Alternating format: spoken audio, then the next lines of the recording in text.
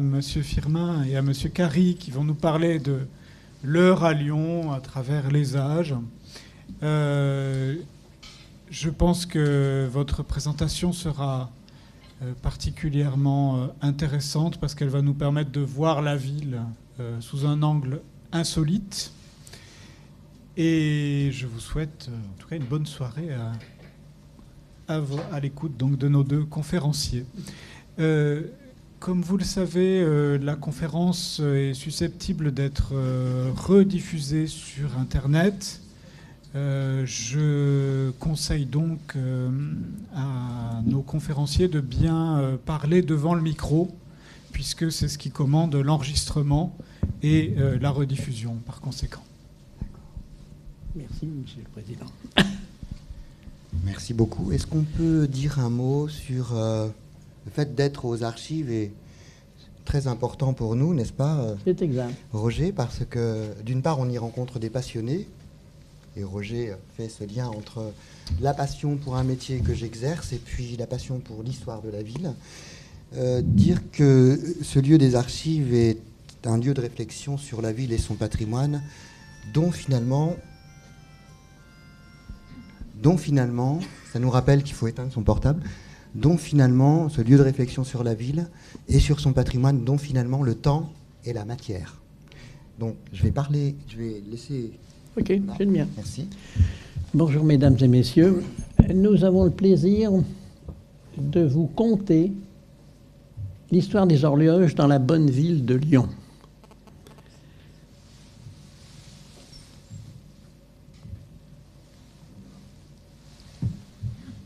Ce conte se déroulera sur 3 périodes.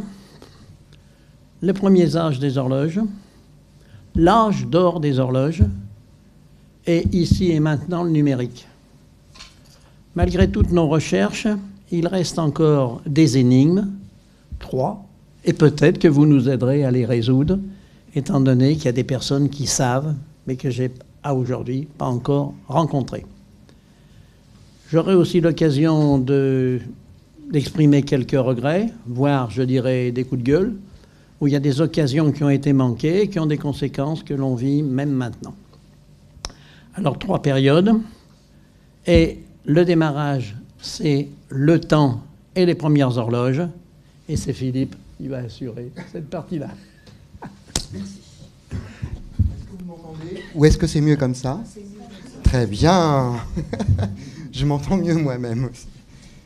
Je suis l'horloger de Saint-Paul. C'est un atelier de restauration d'horlogerie ancienne qui se trouve dans le Vieux-Lyon depuis 35 ans à peu près et qui dispense un certain nombre de services aux particuliers et surtout qui s'intéresse beaucoup au patrimoine de la ville, au patrimoine horloger et aux gens qui les véhiculent, aux personnes qui les véhiculent, comme les passionnés que je reçois, mais particulièrement Roger Firmin qui a fait, je pense, avancer Lyon et son histoire sur le thème de ce qu'on pourrait appeler un parcours du temps dans la cité, c'est-à-dire ces horloges qu'on retrouve un peu partout au cours de l'histoire.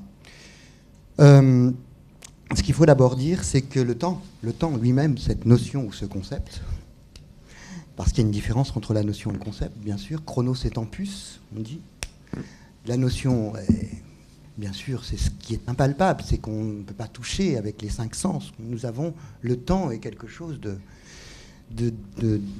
d'impossible à matérialiser en tant que tel, en tant que notion. Par contre, de tout temps, on a cherché à matérialiser justement cette notion, à en faire des concepts qui ont permis de le domestiquer, de l'apprivoiser.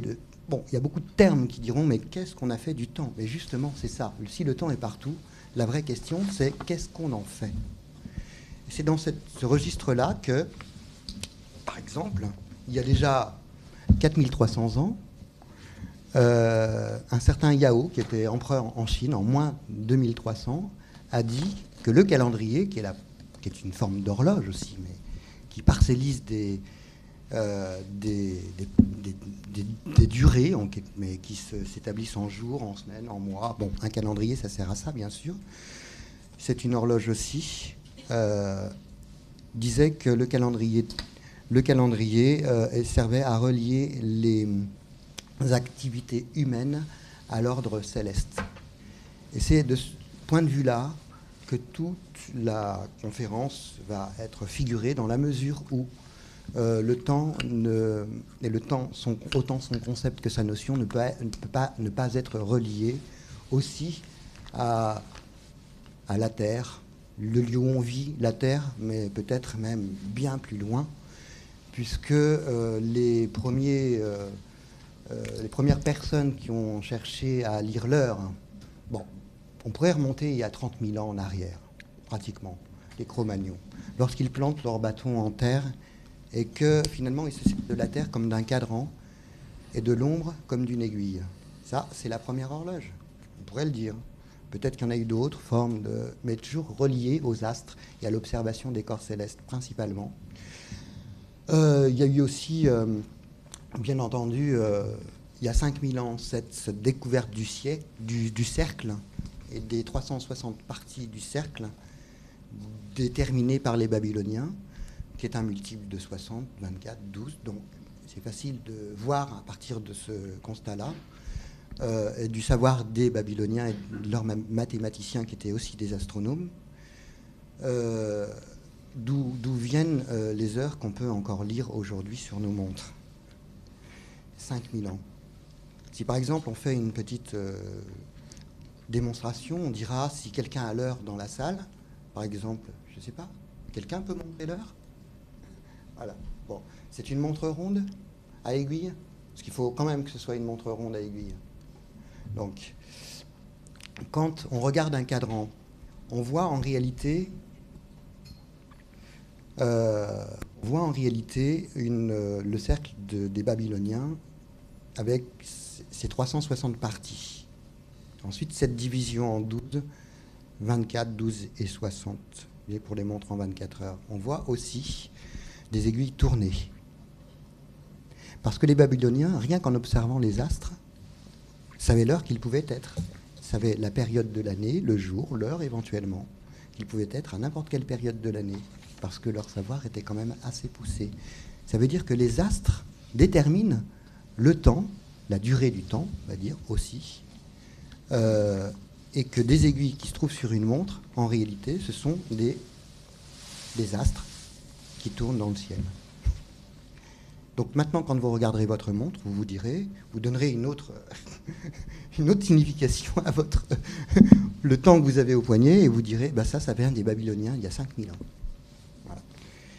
Ensuite, il y a eu bien sûr les clepsydres, il y a 3000 ans à peu près, sous une forme antique, en Grèce, et vraisemblablement aussi en Égypte.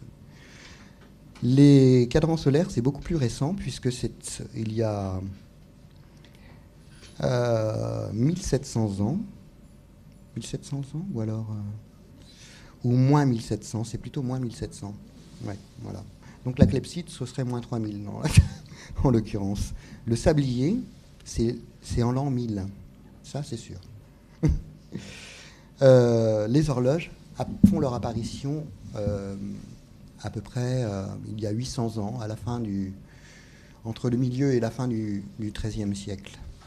Elles apparaissent en Angleterre du Sud et en Italie du Nord pratiquement simultanément. Ces premières horloges n'avaient pas d'aiguille.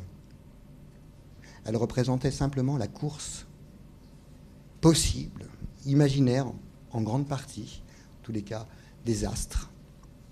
C'était des roues dont on avait eu l'idée, la roue existait depuis longtemps bien entendu, mais dont on avait eu l'idée, alors qu'elles pouvaient s'engrainer les unes les autres, de représenter le mouvement des astres. Mais elles n'avaient pas d'aiguille, véritablement. C'était en réalité quelque chose de l'ordre du gadget. En plus, les gens qui pouvaient lire ces instruments premiers, ces prémices des horloges qui étaient des instruments scientifiques, étaient très rares. Très peu de gens pouvaient savoir à quoi servait une horloge. Et lorsqu'elles ont eu une aiguille, d'abord, à partir du XVe siècle, mais vraiment à la fin du XVe siècle, lorsqu'elles se sont mises à avoir une aiguille, cette aiguille était toujours représentée par un astre. Par exemple, l'horloge de Saint-Jean qu'on a à Lyon, c'est un soleil qui représente l'aiguille. qu'on appelle aussi alidad sur une horloge de cette époque. Vous voyez comme quoi le lien entre l'horlogerie mécanique et les horloges en tant que telles, qui servent à mesurer la durée du temps, est profondément lié aux observations des corps célestes. Et la montre qu'on a aujourd'hui, je me répète, mais c'est le fruit de millénaires d'observation du cosmos. Et c'est pourtant une montre, et on la regarde. Vous voyez ? Mais on n'a jamais cette dimension-là, et pourtant elle est importante. Alors, la clepsydre, bien sûr, le terme d'horologium, c'est mieux comme ça. Bon. Le terme d'horologium, c'est un terme qui détermine, en réalité, ça veut dire lire le temps, donner le temps. C'est un terme grec, mais qui en réalité, non, plutôt romain. Bon, vous verrez, horologium, avec un H au début, le mot heure, donner l'heure en tous les cas, est un terme qui sert à désigner tous les instruments de mesure du temps. Il existe depuis longtemps. Horologium. L'horloge est née il y a 800 ans, fin du 15e, mais le terme d'horologium servait à mesurer, plutôt à déterminer tous ces instruments qui étaient de l'ordre de la science. Premier, les clepsydres, cadran solaire, même jusqu'au astrolabe. La différence entre un nocturlabe et un astrolabe, elle est le fait que cet instrument servait à mesurer en fonction de la position de certains astres, l'heure la nuit, nocturne, ou astrolabe, la nuit et le jour aussi. Bon, par exemple, tous ces instruments font partie des horologiums, donner le temps. Et ça, c'est très intéressant de remarquer aussi. Ce qui est très intéressant, c'est de remarquer aussi qu'à chaque fois, ces instruments sont liés aux éléments. Par exemple, la terre, c'est le sablier qui tombe.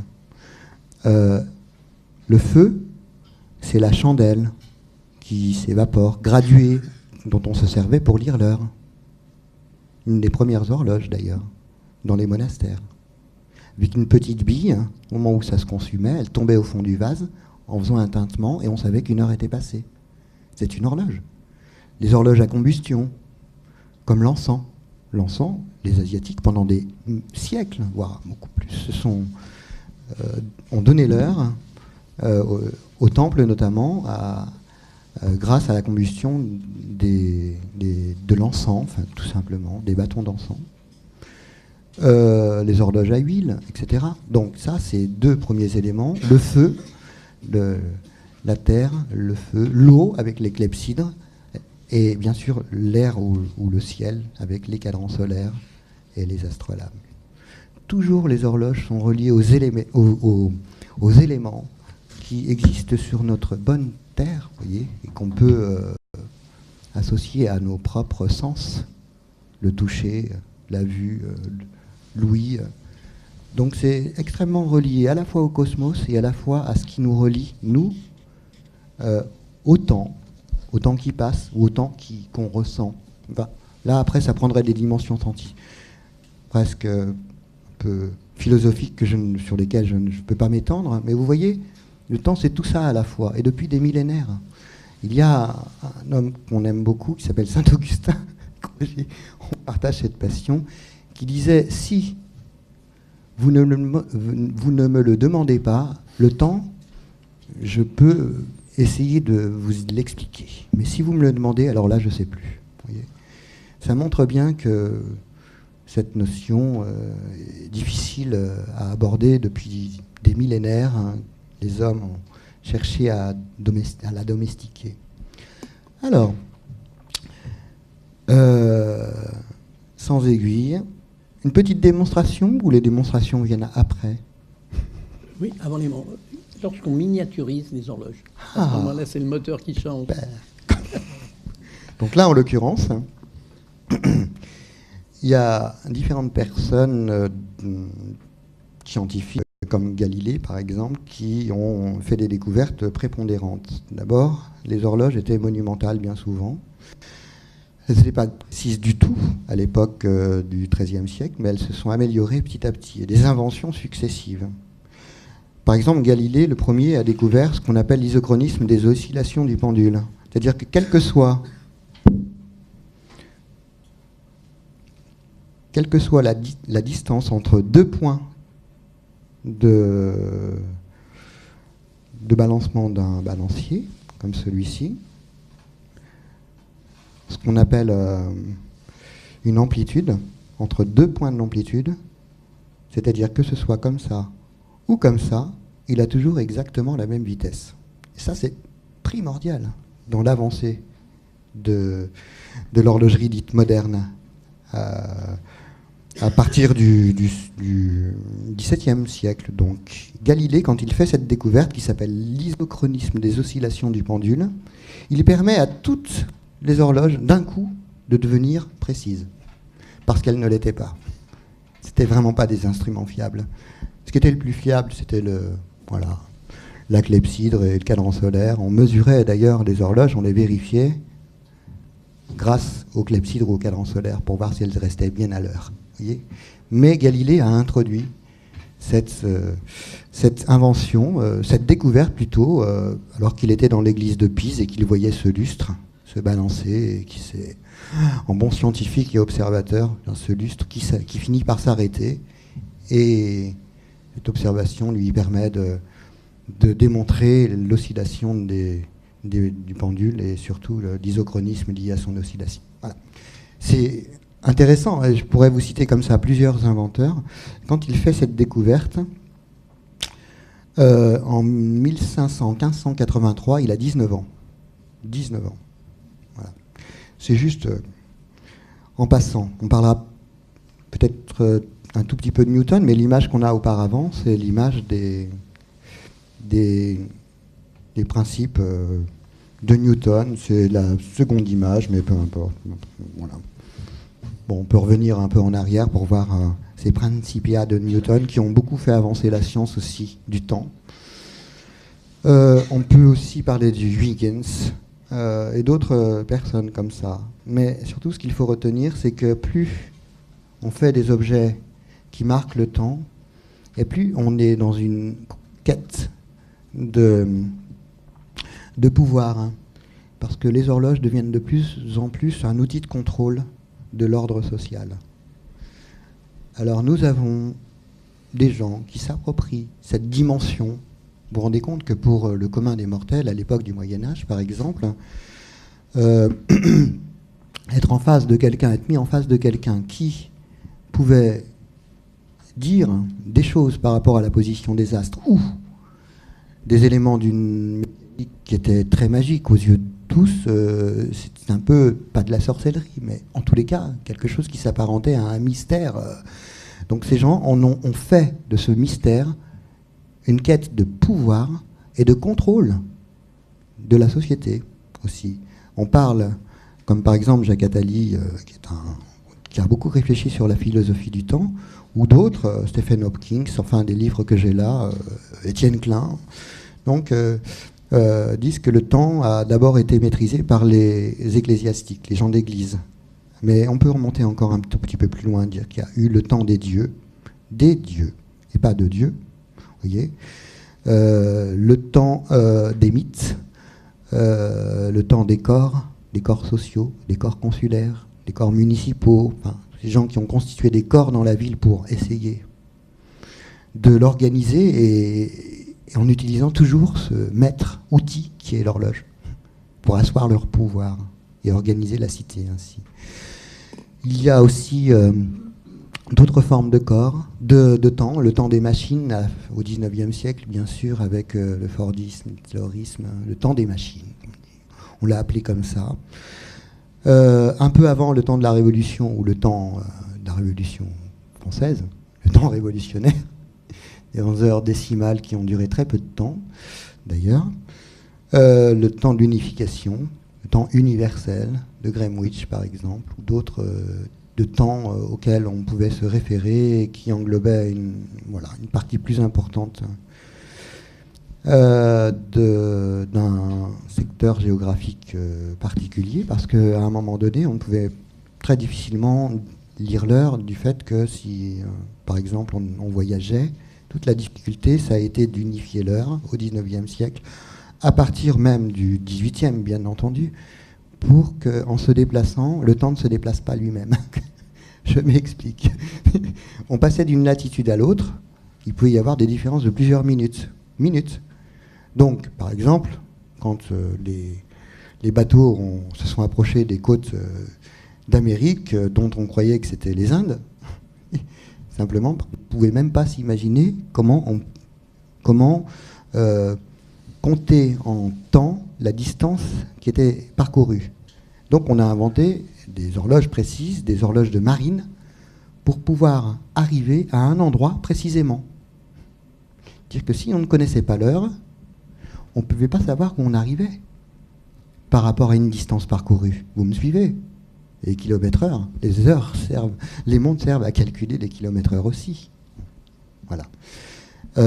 C'est comme une fusée. Si elle se trompe d'un milliardième de seconde, peut-être qu'elle va passer, et c'est même certain, à côté de la cible de la planète qu'elle s'était fixée.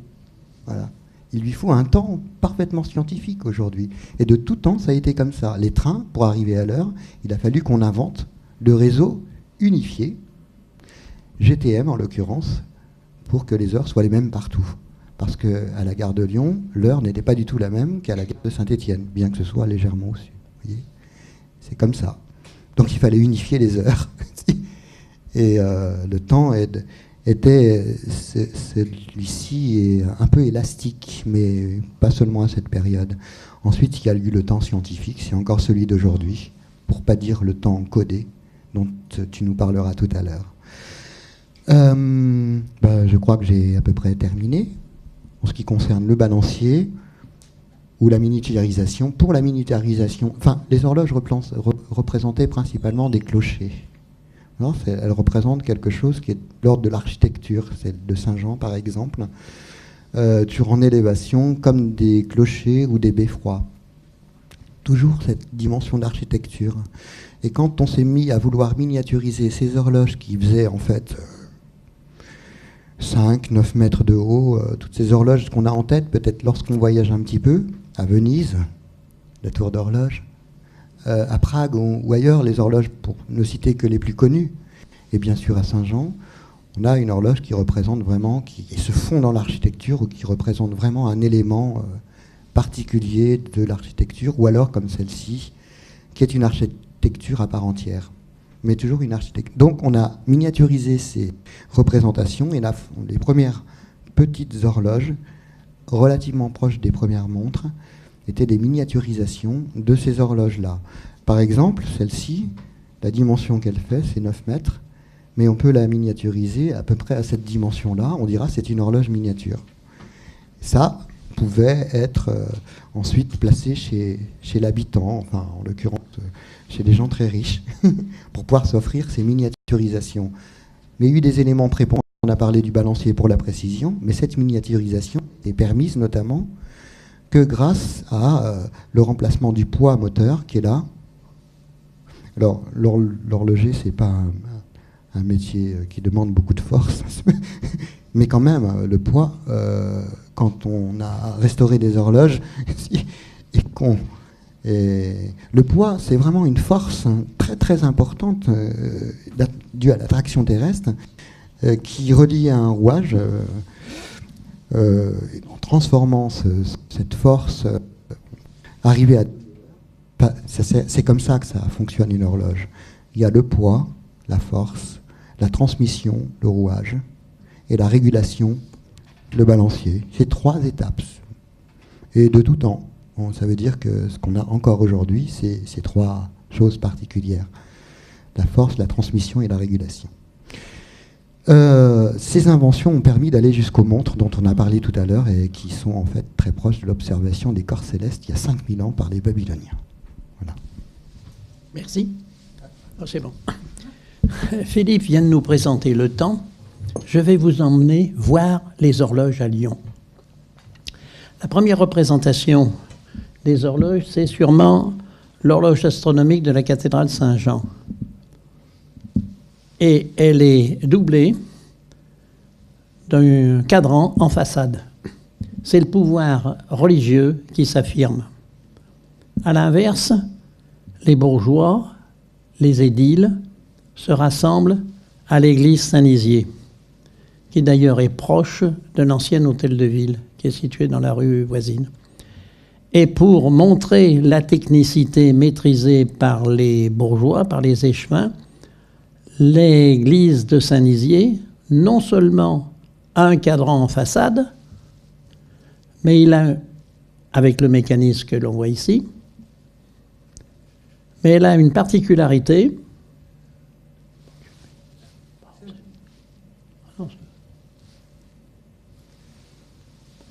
Incident technique. Pourquoi ça ne veut pas avancer?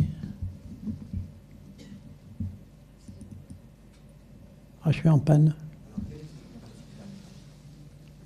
Sa particularité, c'est d'avoir une horloge au plafond. Donc une horloge plafonnière. Pourquoi ça ne marche pas?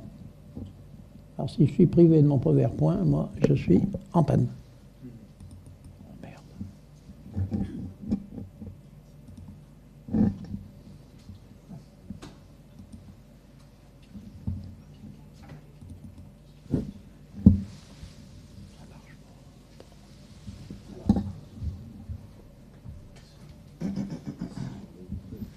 Ah non, mais c'est pas ça. Hein.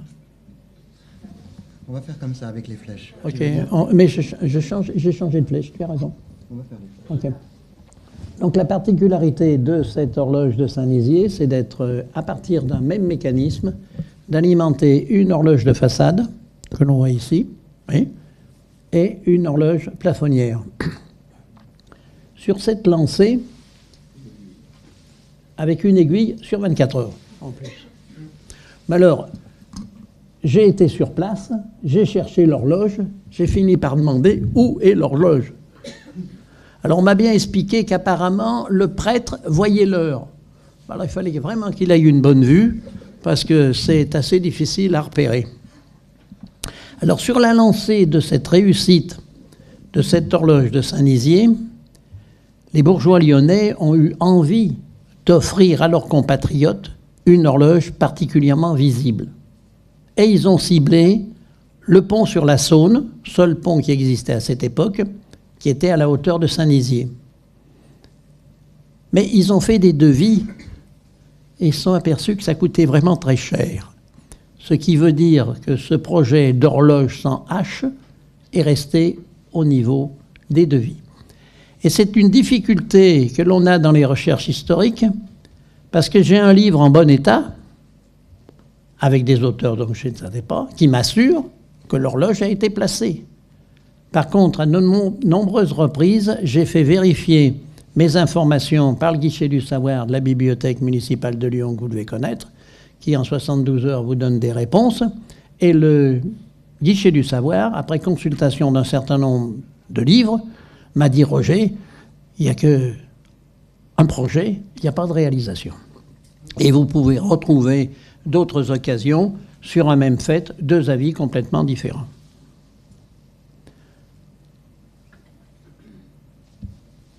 Cet projet d'horloge ayant échoué, les bourgeois, commerçants échevins ont bâti l'hôtel de ville, le nouvel hôtel de ville que l'on va retrouver, place des Terreaux, et dont vous avez les deux horloges actuelles. Pour reprendre ce que vient de dire Philippe, l'heure dans la ville, elle est sur les églises, elle est sur des beffrois. Il y a eu une période d'heure révolutionnaire, mais qui a duré très peu de temps, car il était difficile d'adapter à l'heure décimale les horloges existantes, et l'opération a fait faux bond. Et puis il y a l'heure républicaine avec laquelle nous vivons maintenant. Alors ces horloges, sur le plan lyonnais, elles ont commis une grandeur et un déclin. Le déclin, c'est la concentration sur Paris, c'est la sclérose des règlements corporatifs, trop c'est trop, c'est la révocation de l'édit de Nantes, nous en parlerons tout à l'heure, 1685, et c'est la crise économique de fin de Louis XIV. Un topo de délibération, mais je passerai. Par contre, dans les bâtiments lyonnais, il y a vraiment un bâtiment sur lequel nous allons nous arrêter et que Philippe va vous décrire. Ah bah oui, la loge du change. Alors pourquoi pas C'est 2 cadrans pour le prix d'une façade. en quelque sorte. La Loge du Change, vous savez que c'est l'ancienne bourse de Lyon, qui a été modifiée par Soufflot en 1749, fin de la construction de cette modification. D'ailleurs, on a marqué 1749 en grands chiffres sur la façade. Et Soufflot, sur son dessin idéal, sur la gravure originale, qu'il a fait graver par Bellicard au XVIIIe siècle, avait représenté non pas une, mais deux horloges. Une pour indiquer l'heure et une pour indiquer le quantième. Le quantième, en termes techniques, c'est le calendrier. Et quand on regardait le dessin de Soufflot, on voyait clairement un chiffre. Un chiffre Et voilà. en chiffre romain, un mois. Et ce qu'il fallait, en fait, c'était somme toute assez logique, avoir la date du jour des transactions financières. C'était une bourse. Bon. Sauf que cette horloge, qui est un calendrier circonférentiel, en quelque sorte, c'est-à-dire placé sur une circonférence, n'a jamais été réalisé, vraisemblablement pour des raisons techniques. Le dessin de Soufflot, et d'ailleurs il y a des tas de dessins possibles au sein des archives ici par exemple, d'architecture dont des éléments n'ont jamais été réalisés et qu'on pourrait confier à des sculpteurs ou à des étudiants pour en faire des relevés et voir ce qui manque sur certains bâtiments. Par exemple, sur le temple du Champ, si on vient à l'image du temple complète, s'il te plaît Roger par exemple, le temple complet, hop, voilà. Sur le côté, il y avait, dessiné sur la gravure, deux sculptures de personnages de chaque côté qui représentaient les continents connus de l'époque. Et ces statues n'ont jamais été réalisées. Donc ici, le Temple du Change est une œuvre exceptionnelle de Germain Soufflot, mais qui est incomplète. Et les horlogers, à l'occasion de l'an 2000, à quoi servent les artisans quand même, il faut que je vous le dise, à la demande de Raymond Barre à l'époque, qui était le maire de Lyon, ont réalisé notamment ce cycloscope de Soufflot, nom donné par les Lyonnais sur ma proposition, c'est-à-dire de quantième perpétuel circonférentiel, qui a marqué à un moment donné, devant 30 000 personnes, place Bellecour, sur des écrans, avec Jacques Higelin qui comptait sur ses doigts, le passage à l'an 2000. Voilà. Voilà, les horlogers sont là pour servir le temps aussi de leur ville. Nous allons revenir sur les églises qui affichent l'heure. Mes particularités dans la recherche que j'ai faite, à une même période, on a des églises avec l'horloge en façade ou en clocher, où on n'a pas d'horloge du tout. Alors j'ai cherché s'il y avait une politique religieuse vis-à-vis des horloges, et je suis parti dans les conclaves, réunion des évêques avec le pape qui définissent la politique religieuse de l'instant, pour voir si oui ou non il y avait une politique religieuse vis-à-vis des horloges. Alors en l'an 800 et des poussières, 817, au concile d'Aix-la-Chapelle, on demande aux églises d'avoir deux cloches. Au cas où il y en a une qui soit fêlée ou qui ne marche pas, effectivement, c'est ceinture et bretelles. Au concile de Vienne de 1267, qui s'est passé à côté de nous, Vienne-Isère, on a des propositions de réforme qui sont faites par le penseur de l'époque, Guillaume Durand, qui est évêque de Mende, et qui considère que l'horloge comme une partie essentielle de l'Église, mais il ne dit pas quelle horloge, l'horloge à eau, fusée ou mécanique qui vient de démarrer, pour la bonne raison qu'elle signifie l'empressement et le soin que les prêtres doivent avoir à dire les heures canoniales au temps voulu selon cette parole. 7 fois par jour, soit lié le Seigneur. Et dans cette période, il y a une horloge sous forme de cadran solaire canonial qui était à l'entrée des portes des églises et qui, d'une manière tout à fait approximative, donnait l'heure des offices. Et j'ai retrouvé un cadran solaire canonial en façade d'une église de l'Isère, autrement dit à Villefontaine.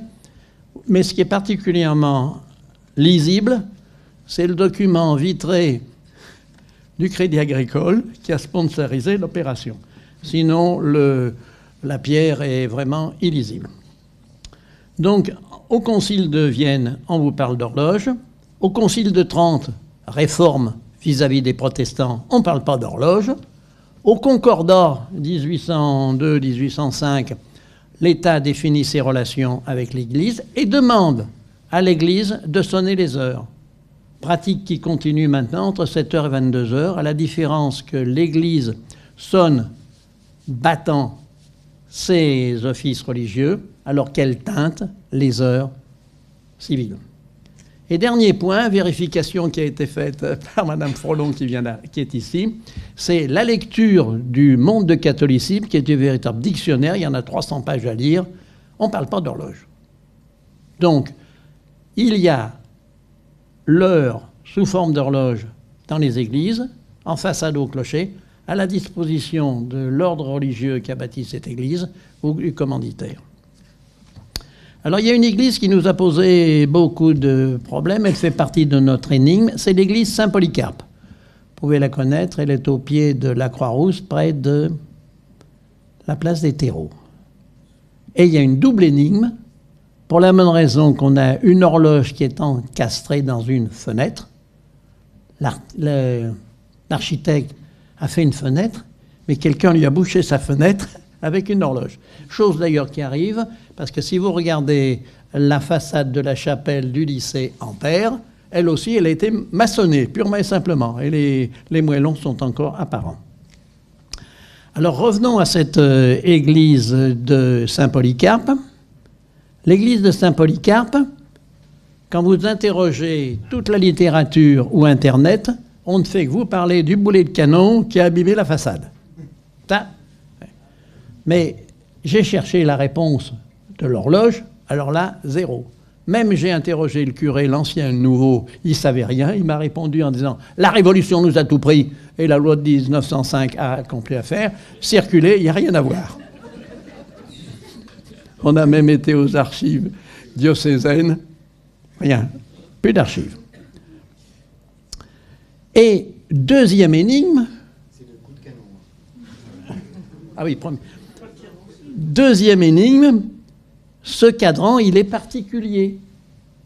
Vous avez, alors il faut que je regarde, à droite le cadran classique de Saint-Nizier, où le chiffre 4 est sous la forme de 4 barres, et vous avez, sacrilège, le cadran de Saint-Nizier, de Saint-Polycarpe, qui lui, 1 moins 5. Et là, Philippe va nous expliquer les barres. Alors, il est possible que, et c'est même une évidence pour les horlogers, qu'il y ait une erreur, tout simplement. C'est-à-dire qu'il aurait dû y avoir 4 barres. Le 4 en horlogerie est toujours représenté par 4 barres. Ce n'est pas le chiffre soustractif de 5 moins 1. Et soustractif dans la mesure où le 5 moins 1, le 10 moins 1, tous les chiffres soustractifs, si on prend les 50 et les 10 pour donner 40, etc., sont des chiffres qui viennent, bien sûr, qui sont romains, et qui viennent d'une étude demandée par l'empereur de l'époque qui s'appelait Théodose Ier le Grand, qui est notamment à l'origine d'un décret impérial qui disait qu'il n'y aurait plus qu'une seule religion dans l'Empire, le christianisme, en 380. Bref. Et il y avait un scientifique, un mathématicien, auquel cet empereur a demandé de créer des tables d'ombre, parce qu'il y avait des problèmes de lecture entre des cadrans solaires de différents endroits. Donc les tables d'ombre de Palladius ont inventé, et donc Palladius a inventé les chiffres romains soustractifs, alors qu'avant on avait les chiffres très très longs pour connaître une date par exemple. Donc ça permettait bien sûr une facilité de lecture extrêmement importante des cadrans solaires de l'époque.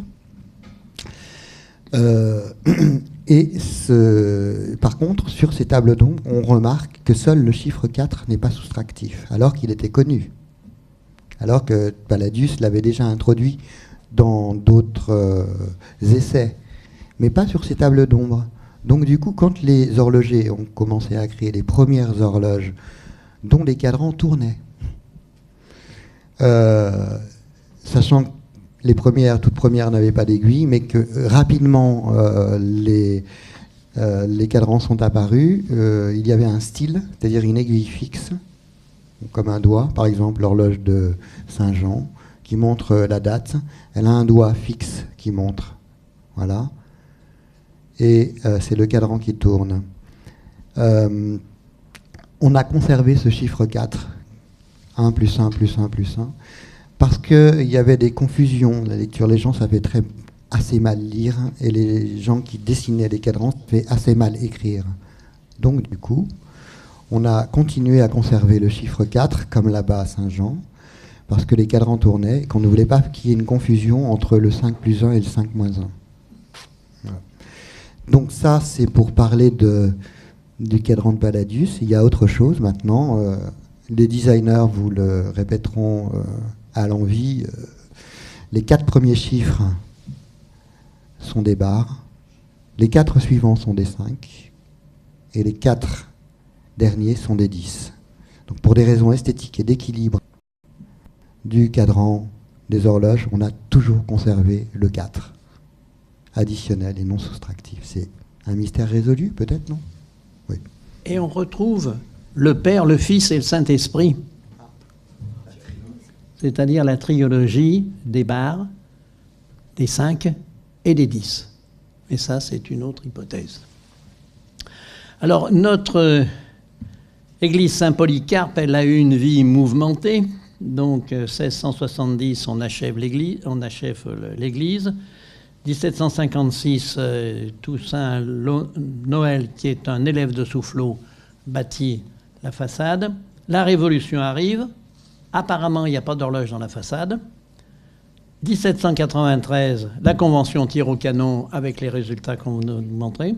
1795, les églises sont consacrées au culte décadaire et les catholiques doivent se procurer à leurs frais des locaux pour célébrer leur culte. Il y a prise des églises. 1802, le Concordat redéfinit les relations. 1803, l'église devient paroissiale. Des travaux sont entrepris. 1806-1813, j'ai trouvé dans les documents des archives des papiers indiquant que l'on a entretenu l'église. Pareil, en 1820, on installe un presbytère et en 1842, on met en place l'horloge. Alors, mon hypothèse face à cette historique et à l'histoire du 4 serait que ce cadran d'horloge a été placé entre 1795 et 1802. Mais je cherche une preuve que je n'ai pas trouvée. Alors, je vais vous faire une liste des documents que j'ai trouvés aux archives municipales sur la vie des horloges à Lyon. On entretient les horloges, vous avez des documents. La mairie de la Guillotière en 1810, qui est distincte de Lyon, s'adresse à la région pour l'entretien de son horloge. Vous avez une liste des horloges qui sont entretenues. L'école de la Martinière, elle, a maintenant une horloge qu'il faut entretenir.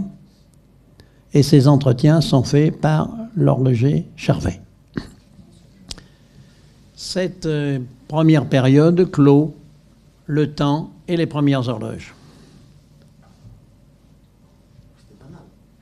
Oui. On arrive à la deuxième période qui est l'âge d'or des horloges, le Second Empire, Troisième République. Et avant de parler des horloges, il est nécessaire de faire le point au niveau de Lyon. À cette époque, 1850, Lyon est compris entre Rhône et Saône et bord de Saône. Tout petit. un décret du Deuxième Empire du 25 mars 1852 permet à Lyon de s'agrandir en absorbant la Guillotière, la Croix-Rousse et Vèze.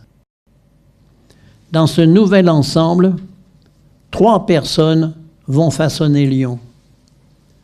Claude Marius Veil, il a les pleins pouvoirs. Il est à la fois sédateur, préfet, maire, et il a l'oreille de Napoléon III. Le général de Castellane est le gouverneur à cette époque, et il va transformer la caserne de la Pardieu en caserne pour la cavalerie et la troupe, dans le but de mater une énième révolte des canuts.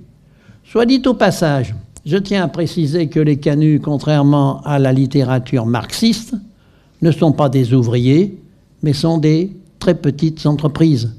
Le canut dispose de son métier à tisser à des ouvriers, voire des apprentis.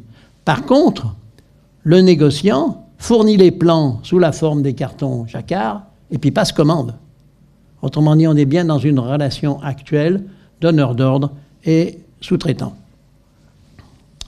Alors revenons à notre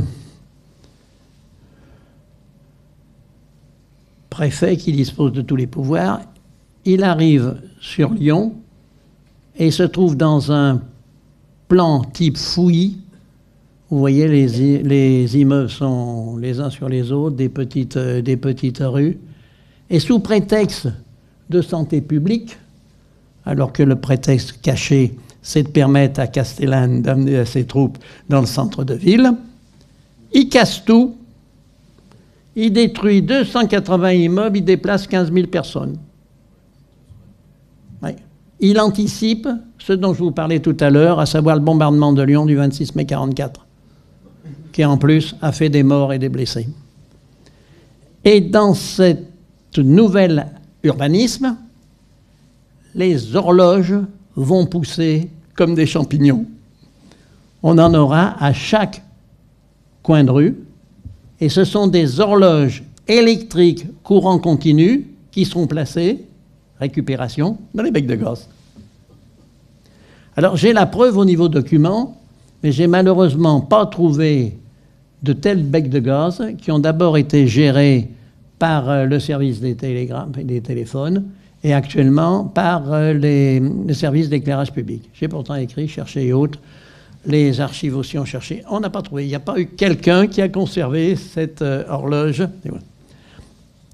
Et ces horloges, elles ont attiré la curiosité d'autres personnes. Et le jour où j'ai trouvé cette information et que je l'ai montrée au personnel de la salle de lecture des archives, tout le monde a rigolé, pour la bonne raison que ce sont les Suisses de Neuchâtel qui écrivent à la mairie de Lyon pour dire comment marchent les horloges. C'est quand même curieux, si vous voulez, que le pays qui s'est fait comme réputation des horloges vienne demander comment marchent les horloges.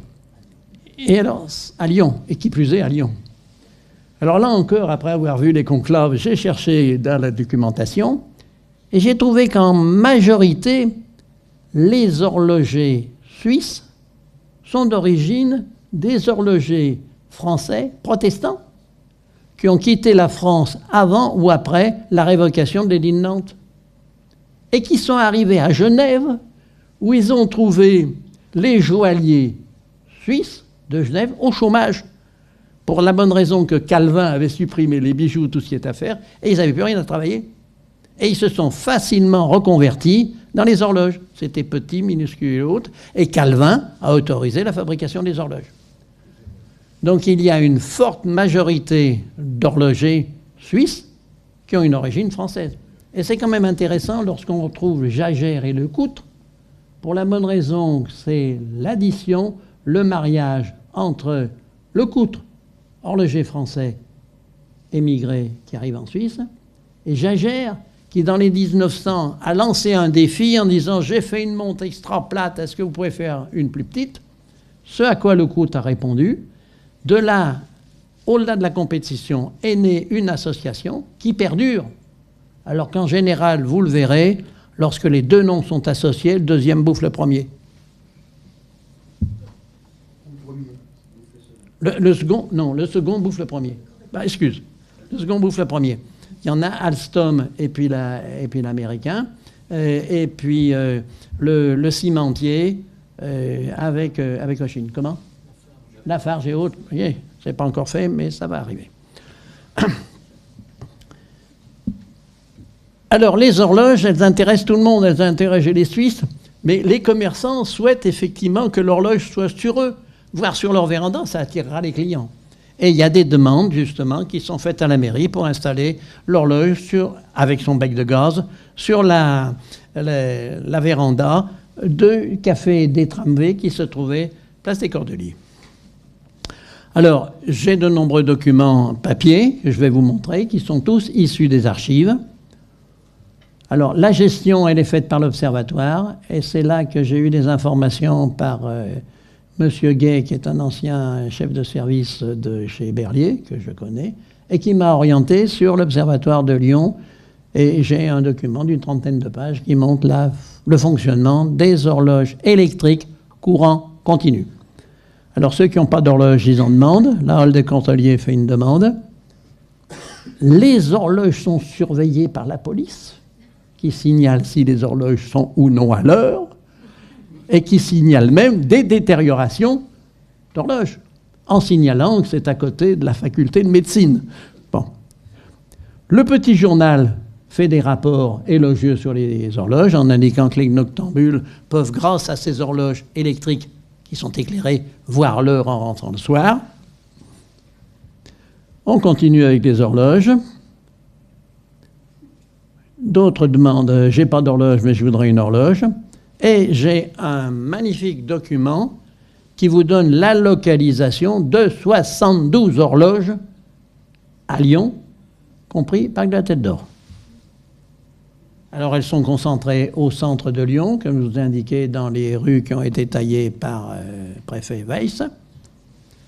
Et j'ai le document du service horaire de Charles André, qui est le directeur de l'Observatoire, qui est en même temps un astronome. L'Observatoire du Parc de la Tête d'Or a eu un moment des locaux au Parc de la Tête d'Or, qui étaient centrés sur la prévision météorologique, mais cet observatoire a été supprimé en 1930. Alors à cette époque, l'unification de l'heure était à venir, comme vous l'a indiqué Philippe, avec les horaires de train. Si vous étiez sur la même longitude, cette ligne imaginaire qui va du pôle nord au pôle sud, vous avez des décalages de quelques minutes. Mais si vous étiez sur la même latitude, entre Brest et Strasbourg, c'était une question d'heure. Et l'histoire est un éternel recommencement. Le problème va se poser pour des frontaliers, parce que les frontaliers lorrains se demandent si les Luxembourgeois et les Belges vont adopter la même heure d'été ou d'hiver. Et s'ils ont une heure différente, il faudra qu'ils achètent 2 montres. Une montre pour aller au boulot et une montre pour rester en France. L'unification de l'heure, donc, chacun voyait midi à son heure, et il y avait un document qui s'appelait la méridienne, qui est un cadran solaire particulier, dont je ne vous donnerai pas l'explication, mais qui donne midi à sa porte. Alors, on a recherché un méridien de référence et on a recherché une horloge de base. Alors les Lyonnais ont accepté l'heure de Paris à une certaine époque, j'ai trouvé le document, mais ça a été une grosse discussion au niveau des congrès internationaux, pour la bonne raison qu'on a retrouvé l'affrontement entre Français et Anglais. Il avait déjà eu lieu au niveau du système décimal. Les Français, forts du système poids et mesure décimal, ont essayé de le vendre au monde entier. Les Anglais ont fait de la rétention, d'autant plus qu'il y avait des problèmes politiques. On était sous la Napoléon et compagnie. Donc, match nul, chacun a gardé son système horaire. Mais les choses s'étant apaisées, les congrès internationaux se sont donc passés entre les 2 favoris, les Anglais et puis les Français, avec 2 outsidaires qui eux aussi voulaient leur heure. Les Allemands voulaient leur heure pour des questions de mobilisation, et les Américains, qui effectivement voulaient la liberté sur les mers, voulaient aussi adopter leur heure. À remarquer au passage, et c'est peu connu, que les Américains et les Anglais se sont battus en 1812 pour la liberté des mers. En définitive, c'est les Anglais qui ont gagné avec le méridien de Greenwich. pour la bonne raison qu'ils avaient une expérience avec une montre particulièrement précise, mais qui à l'origine avait été fabriquée par un ébéniste, et non pas par un horloger. Et ce qui veut dire que, n'étant pas du sérail, l'adoption a été effectivement très longue. Il a fallu que le roi d'Angleterre de l'époque tape des poings en disant « on va quand même adapter sa montre ». Et cette décision a été faite un jour que j'ai oublié, mais qu'on peut retrouver facilement, à 10h10. Et les horlogers ont conservé en mémoire ce 10h10, ce qui fait que la plupart des montres qui vous sont présentées au niveau publicité sont à 10h10. Ça présente un autre avantage, c'est que les deux aiguilles encadrent le nom du fabricant, et si on pousse la précision, vous avez même l'heure des secondes qui est à 6 heures. Ça vous fait un joli triangle inversé. Et surtout, dans une vitrine, c'est très joli, une montre à 10h10, exact. Parce que c'est l'heure du sourire.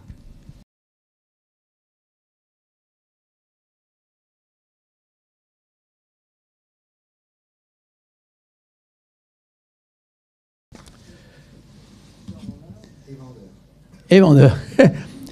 Alors, nos horloges de rue, elles ont leur vie, pas forcément tranquille. Je vous ai expliqué, la police surveille, tout et autres.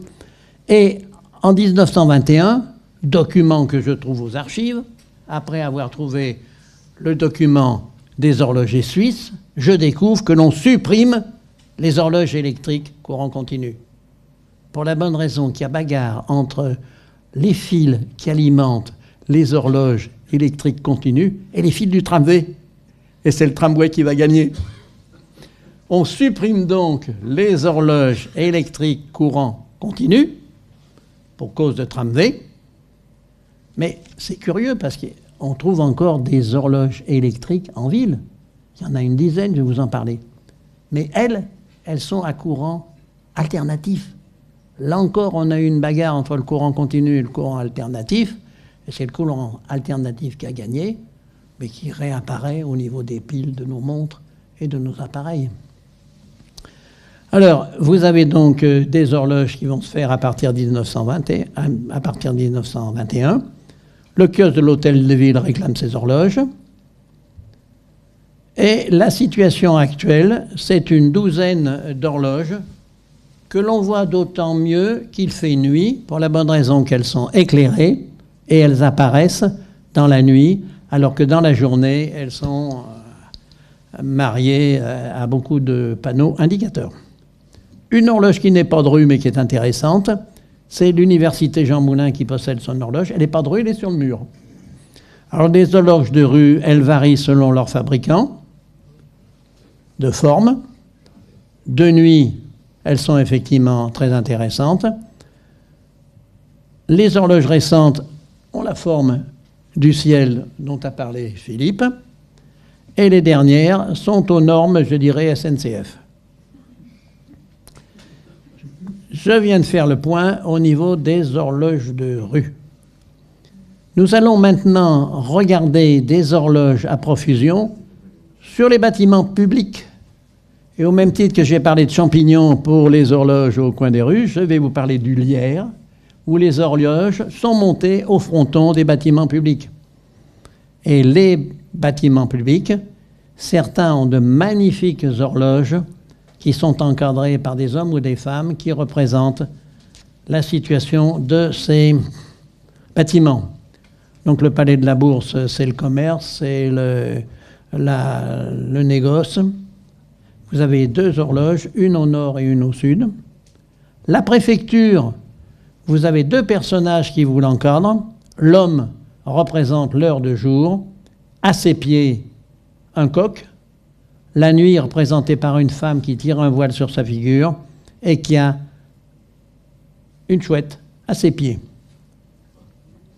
Et dernier point, le lycée du Parc, c'est l'étude et le savoir. Alors d'autres horloges ont été installées, mais elles sans habillage. L'hôtel de la Croix-Rousse, le groupe scolaire.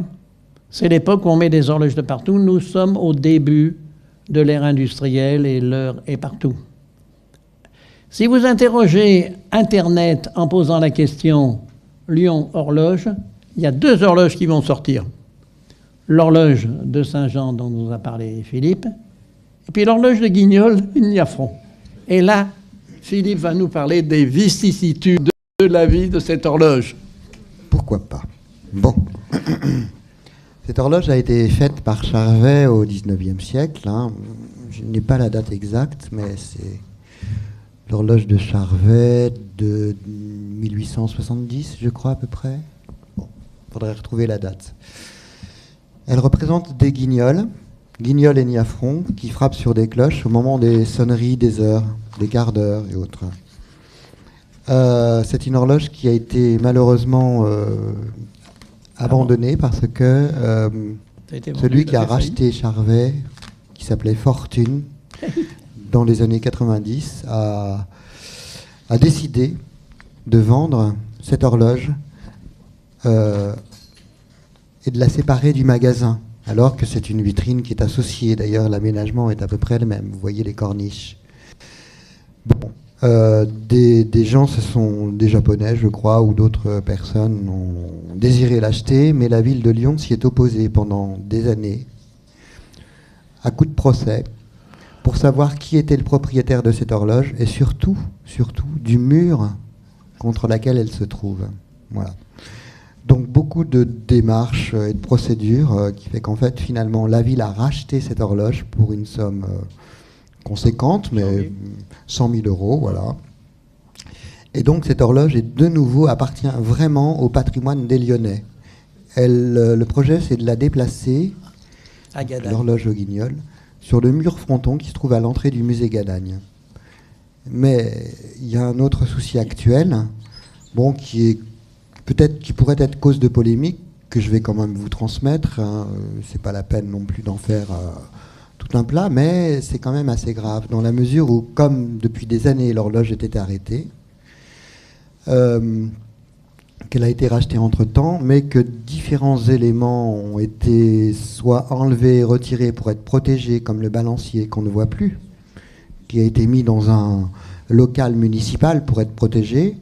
Malheureusement, ce qui est derrière l'horloge, l'appartement qui se trouve derrière, avait un certain nombre de mécanismes de sonnerie qui ont tous disparu.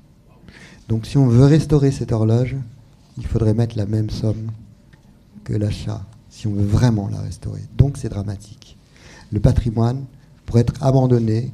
Ce qui tue le patrimoine, c'est la ruine, par incurie, les gens qui l'abandonnent, par méconnaissance, par ignorance, par vénalité. Finalement, ça a démarré de quelqu'un de très vénal qui a fait que cette horloge n'a plus fonctionné. Il a dit, puisque c'est ça, puisque vous ne m'autorisez pas à la vendre, ah, l'argent, c'est terrible, ben, je l'arrête, et on ne l'entretient plus. Et finalement, voilà ce qu'elle est devenue. C'est assez terrible. Mais on a quand même l'espoir qu'elle soit, au moment où elle sera au musée Gadagne, qu'elle soit remise vraiment en bon état. Si quelqu'un parmi vous ou des connaissances ont éventuellement un enregistrement de la sonnerie, parce que malheureusement on n'en a pas retrouvé, celle de cette horloge, on pourrait reconstituer son mécanisme de sonnerie. Voilà.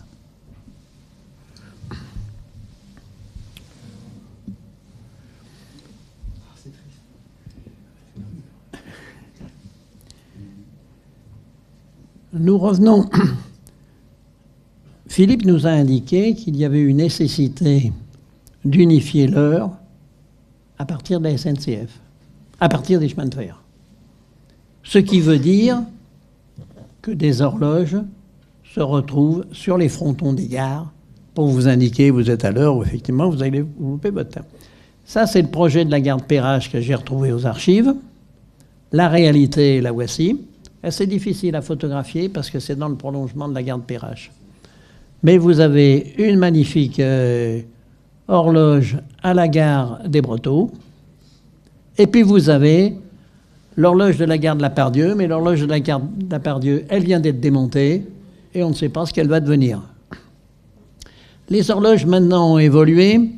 On est plus dans le décor, dans la présentation. Ce qui fait que la mairie du 8e n'a pas d'horloge Mais l'architecte étant le même que celui de la Maison de la Danse, il a placé l'horloge sur la Maison de la Danse parce qu'elle est plus visible. La mairie du 8e était légèrement en retrait. Côté mairie, Comment? Côté mairie, Côté mairie. Ah oui, ça, d'accord. Et les horloges ont maintenant disparu des nouveaux bâtiments. L'hôtel de région n'a pas d'horloge. Alors des horloges, il faut les entretenir. Et qui mieux que Philippe pour entretenir les horloges? Eh oui. Mon métier, en fait, se résume en une phrase, pardon. C'est restaurer la vie tout en conservant la mémoire. En fait, un horloger, c'est qui fait de l'ancien. Si vous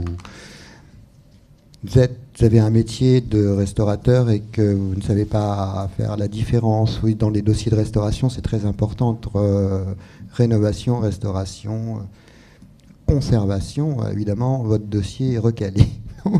Voilà. Pourquoi je dis restaurer la vie, c'est-à-dire remettre en vie des mécanismes ou des horloges, tout en conservant la mémoire, c'est-à-dire en respectant l'histoire d'un mécanisme, ici d'un cadran qui a été reconstitué entièrement, un cadran Atto qui fournissait toutes les horloges de gare un petit peu dans le monde entier, un byzantin, et qui avait demandé à un designer de refaire des chiffres sur le cadran de la gare Saint-Paul, et qui était arrêté. On avait le record de panne des horloges de Gare de France.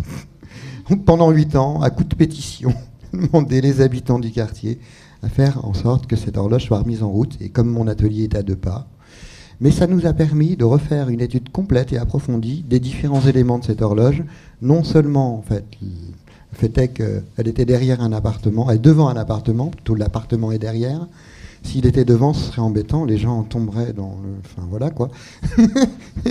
Donc, et elle faisait beaucoup de bruit, le mécanisme de cette époque que j'ai enlevé pour être remplacé par un mécanisme qu'on a conçu exprès pour qu'il fasse le moins de bruit possible pour ne pas déranger les gens à l'arrière. C'est pour ça qu'elle était arrêtée. On a retrouvé les chiffres exacts, la forme des chiffres exacts du cadran, et on les a fait reproduire.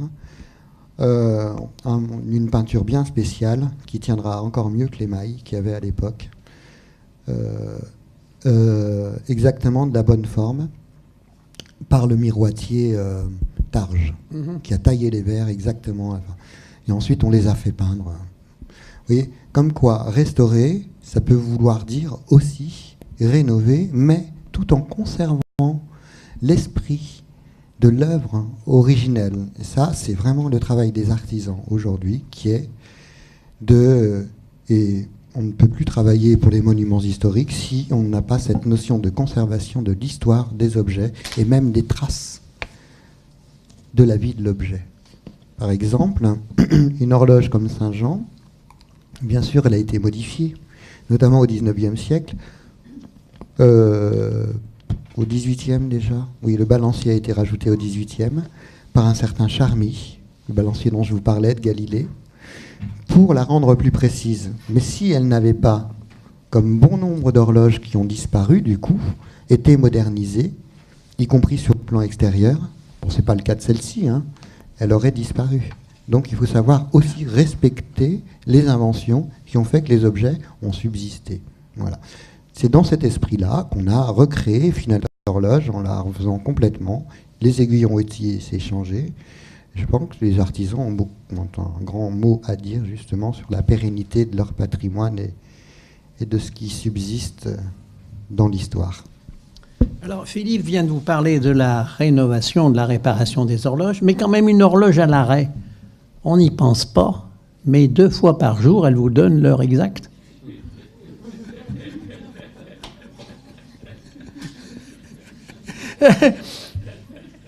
Et dans les causes de non-réparation d'horloge, il y a des fois des logements de fonction qui sont derrière et le locataire ne souhaite pas être dérangé. D'ailleurs, Philippe, dans sa rénovation, a mis une horloge particulièrement silencieuse, mais le bail de cet appartement social précise que le locataire doit laisser rentrer l'horloger pour en assurer l'entretien. Alors, entre les horloges type champignon, les horloges type lierre, eh bien, nous avons les horloges enseignes, en particulier les horloges d'horloger. Et Philippe m'a transmis l'horloge du passage de l'Hôtel-Dieu qui a disparu dans l'élargissement de la rue. Vous avez des enseignes d'horloger, rue de la République et l'horloge de Gégère-le-Coude dont j'ai parlé tout à l'heure. Et inséré dans la façade, vous avez une horloge Rolex. Et il y a une horloge éphémère que j'aime bien, qui est celle de la Fête des Lumières de 2017. Alors les représentations des horloges, on les trouve aussi dans les murs peints. La cité idéale Tony Garnier représente une horloge de 24 heures, parce que Tony Garnier considérait que les services publics fonctionnaient 24 heures sur 24. Et il y a un très discret rappel du bombardement du 26 mai 1944, qui est place Jean Massé, où dans les panneaux du mur peint, il y en a un qui très discrètement vous parle des B-24 sur Lyon et vous montre une heure d'horloge. J'ai fait un micro-trottoir pour demander à la plupart des personnes que j'ai rencontrées qu'est-ce que ça voulait dire que le B-24.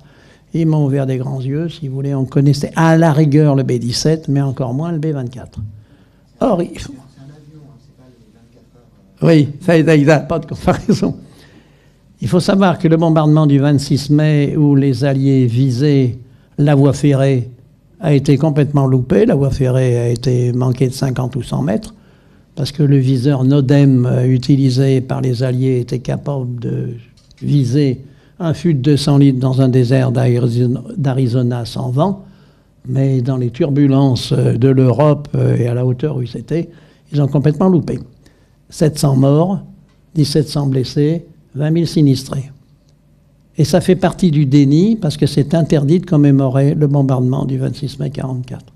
Les seuls qui le commémorent, c'est le personnel d'Olida qui a été bombardé. Il y a eu 60 ou 80 morts.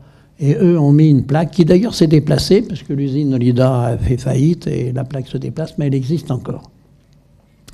Et puis dernière fresque lumineuse, c'est celle du 106 avenue Jean Jaurès. Tu en sais plus, tu nous en dis quelque chose?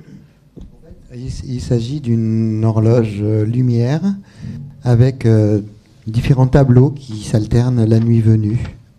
Il y a aussi une horloge sur, je crois en haut, il y a des aiguilles, on ne les voit pas, sur 24 heures, et des tableaux qui s'interchangent toutes les heures, je crois, une douzaine de tableaux. C'est assez intéressant de voir qu'avec des effets de lumière, on peut aussi montrer sur toute une façade l'histoire de sa ville avec ses représentations architecturales qui s'alternent et même des fusées ou des voitures volantes, vous voyez, pour ce qui est des heures de l'avenir. En fait, c'est assez intéressant de voir que cette mise en scène sur le thème du temps peut aussi donner lieu à des images très fortes et même futuristes. Voilà. Philippe vous les a montrés. Les horloges se sont miniaturisées à partir du moment où le moteur a évolué. Mais l'heure est de plus en plus sur nous. Et Daumier, le célèbre caricaturiste du 19e siècle, avait représenté un bourgeois sortant sa montre de gousset. Montre de gousset. Oui, parce que c'est tout ce que j'ai trouvé. Mais je te l'apporterai, tu me mettras des aiguilles. Ah, sympa. Je fais une petite aparté. Comment? Oui, exact. Je fais une petite aparté au niveau des montres militaires. Dans l'armée française, anglaise, allemande, russe, c'est l'officier qui donne l'heure. Alors que tous les GI qui ont débarqué le 6 juin 1944 avaient en dotation une montre. Autrement dit, le pouvoir dans ces armées, c'est l'officier. Dans l'armée américaine, le soldat est au courant de l'heure. Et la première chose que volaient les soldats russes pénétrant en Allemagne, c'est les montres. Parce qu'avoir une montre, c'est être autonome. Et ils ont été pris la main dans la photo pour la bonne raison, je ne sais pas s'il est plus loin. Non. Non. Pour la bonne raison que les Russes ont voulu imiter la célèbre photo des Marines mettant le drapeau étoilé à Iwo Jima, et ils ont fait une photo reconstituée des soldats russes mettant le drapeau sur le Reichstag. Et je ne l'ai pas ici, mais ça fait partie de l'élagage. Le soldat russe qui aide le soldat qui porte le drapeau, il a 2 montres. Mais les photographes russes, habitués à éliminer sur les photos ceux qui avaient déjà été éliminés dans le Politburo, ont naturellement gratté la photo. Mais c'était habituel chez les photographes, parce que mes parents avaient pris rendez-vous chez Blanc et Demi dans les années lointaines pour me faire photographier, mais j'avais eu la mauvaise idée, 48 heures avant, de tomber et d'avoir une magnifique bosse sur le front. Mais Blanc et Demi n'a pas été gêné, il m'a photographié, et puis il a gratté la bosse. C'était courant à cette époque. Maintenant, Photoshop remplace tout. Donc les militaires américains possèdent une montre. L'armée américaine indique bien que ça appartient à l'US Army. Vous voyez, c'est au dos de la photo. Et la montre est un symbole de pouvoir. Elle fait partie des habits du pouvoir. Il y a d'ailleurs un livre que j'ai consulté qui vous donne effectivement cette image du pouvoir.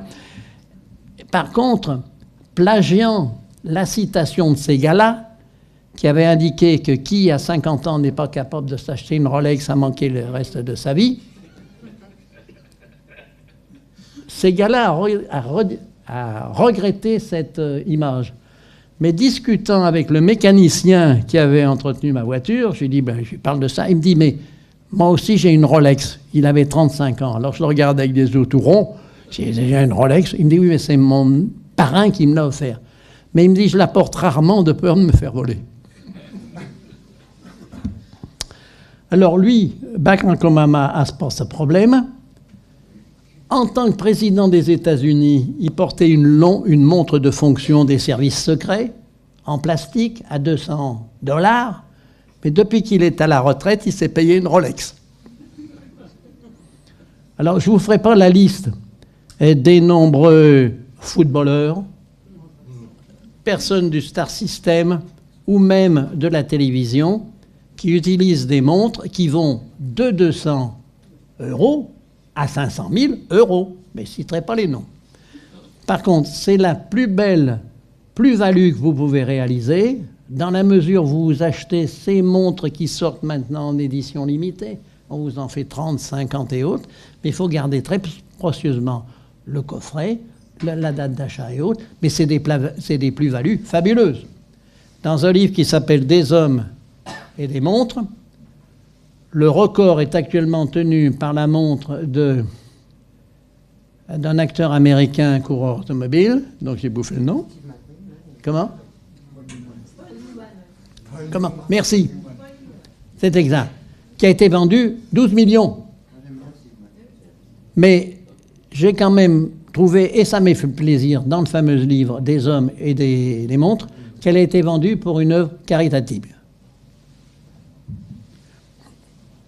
Alors, fin de la deuxième partie, nous arrivons à ici et maintenant, l'heure numérique, l'ordinateur à tout prix. Il est maintenant, et vous donne l'heure à la minute près. C'est parfait, sauf si la lumière et le soleil est dans l'écran, parce qu'à ce moment-là, c'est peu lisible. Vous la trouvez dans les panneaux d'information, en haut et à droite. Et si le panneau d'information varie, l'heure s'écarte. Mais elle est surtout dans les montres connectées, nombreux. Et les montres connectées, elles disent papa et maman. Vous avez les montres de sportifs, vous avez les montres pour votre rythme cardiaque. Mais dans certains cas, elles rendent service. Un jeune atteint d'une maladie rare s'est vu offrir par une association une montre qui l'avertit lorsqu'il dépasse un rythme cardiaque de 120, parce qu'autrement c'est dangereux. Et les Japonais, pleins d'idées, ont fait une montre religieuse destinée aux musulmans qui vous donne la direction de la Mecque et les heures des prières. Quant à, vous le disiez, le participant me le disait au départ, c'est l'horloge parlante. Oui, il y a des montres pour malvoyants qui vous donnent l'heure. Mais la montre est maintenant concurrencée par le téléphone portable. Prolongement naturel de la main. Pas plus tard qu'hier, je faisais un petit sondage dans le métro. J'étais assis près de l'entrée. Vous avez des rangées de 4. Je comptais le nombre des personnes qui avaient le téléphone à la main. J'en avais noté 6. J'avais commencé à discuter avec ma voisine. J'ai dit, non, fait 6 sur 8. Elle m'a dit, mais je viens de rentrer le mien. Donc ça fait 7 sur 8. Avec un inconvénient, c'est que lorsque vous regardez l'heure sur votre téléphone portable, vous êtes happé par énormément d'informations, vous en oubliez l'heure. Citation donnée par des participants. Donc le temps est tout, l'heure est partout. Et nous allons terminer cette présentation, cette balade à la recherche des horloges, par, à notre avis, ce qui est la plus belle représentation de l'encadrement d'une horloge. Elle est non pas dans la rue, il faut pénétrer dans le palais de la Bourse, dans la salle des échanges. C'est un groupe de 3 femmes. Nous allons vous en donner 2 précisions. Philippe, ta présentation. Ah bon ? Eh oui. Bon, elles sont 3. C'est au palais du commerce, dans la salle de la Bourse. Je ne les connais pas personnellement, elles ont été représentées au dîner. Qu'est-ce que je pourrais dire ?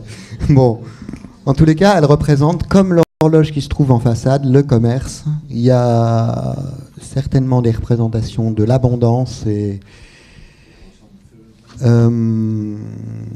d'une image, voilà, qu'on peut relier à des tas de thèmes où la femme est apparente dans sa nudité et éventuellement dans sa capacité à enfanter, comme on dit déjà. D'accord. C'est certainement une idée de richesse aussi qui est représentée là. Mais peut-être que ce que je pourrais dire, non pas sur cette horloge en particulier, c'est que, pour préciser que l'horloge de Saint-Nizier n'est pas sur 12, celle qui se trouve à l'intérieur, il suffit de rentrer dans la porte de l'église Saint-Nizier et de se mettre comme si vous rentriez par le portail principal, vous mettre au centre et de relever la tête, comme vous pouvez, hein, à 90 degrés, et de voir cette horloge absolument admirable, qui utilise la clé de voûte comme d'un cadran. Elle est en 12 heures, pas en 24 heures. Mais bon, c'est un détail. Elle représente des blasons, notamment des marchands qui l'ont fait construire à l'époque, parce que l'église Saint-Nizier est connue pour être l'église des marchands à Lyon. Saint-Jean, les ecclésiastiques, Saint-Nizier, les marchands, et des corps sociaux différents suivant les bâtiments. Et là, il se trouve que ce sont 2 églises. Mais avec une influence différente. Préciser que les montres bracelets sont nées en 1914, justement au moment de la guerre, pour vous préciser que les montres Gousset ont disparu à partir de cette période. La guerre et malheureusement aussi des conflits amènent aussi des inventions qui perdurent à travers des habitudes qu'on a au quotidien aujourd'hui, mais nos montres de bracelets remontent à cette période de guerre. Sinon, peut-être nous porterions encore des montres de Gousset, qui sait. Il y a beaucoup de manières de porter une montre, comme il y a beaucoup de manières de penser le temps, comme il y a beaucoup de manières de faire son métier. Chacun ici a un métier, mais ce qui compte le plus, je pense,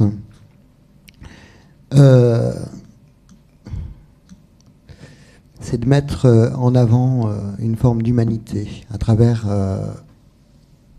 son métier ici, sa passion ici. Roger Firmin le dit beaucoup. Il dit beaucoup de choses personnelles aussi, merci Roger, justement sur des choses qu'il a connues ou dont il fait référence à... Mais c'est pas du tout loin du thème des horloges, comme par exemple... c'est militaire et ça le touche beaucoup. Mais finalement, non seulement le thème des horloges est quand même très approché, mais en plus, ça correspond au fait que l'histoire elle-même est une horloge et que son aiguille, quelque part, c'est aussi les références qu'on peut nous y associer chacun. Son aiguille, c'est notre mémoire à tous. Voilà. Ces trois femmes, la femme en majesté debout représente l'heure présente. C'est l'action, l'inaction ou la procrastination, c'est-à-dire forme moderne de la paresse qui consiste à dire on y fera demain. À sa gauche, elle a l'heure passée, vous voyez, qui tend désespérément les mains et qui glisse le long de l'horloge. C'est la mémoire, les souvenirs bons ou mauvais, c'est la conservation du patrimoine. Et à sa droite, l'heure future qui tend la main pour tirer l'heure présente, c'est effectivement l'avenir, c'est les enfants. Il y a une chose aussi, Vas-y. si tu permets, toujours Saint-Augustin dont on parlait au début, qui a dit justement le passé du passé, le présent du passé. Oh, j'ai raté.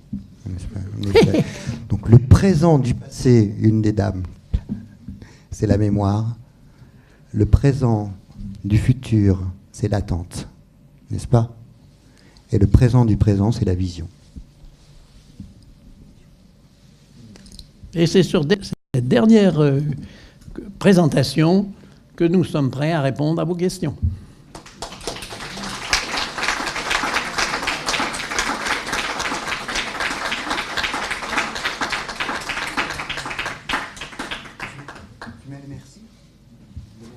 Je l'avais mis, je le remets. Hop, c'est bon.